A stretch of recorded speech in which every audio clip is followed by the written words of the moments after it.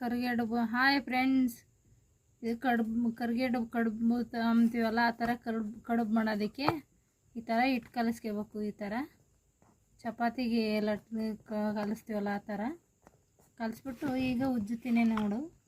ಚಿಕ್ಕದಾಗಿ ಈ ಥರ ಉಂಡೆ ಮಾಡ್ಕೋಬೇಕು. ಈ ಥರ ಉಂಡೆ ಮಾಡಿಬಿಟ್ಟು ಈಗ ಉಜ್ಜಬೇಕು. ಈ ಥರ ಉಜ್ಜಿ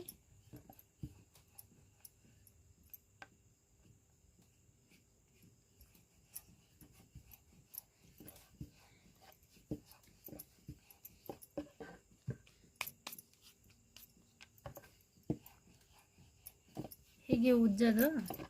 ಈ ಥರ ಎಲೆ ತಗೊಂಬಿಟ್ಟು ನೀರು ಹಚ್ಚಿ ಈ ಥರ ನೀರು ಹಚ್ಬಿಡೋದು.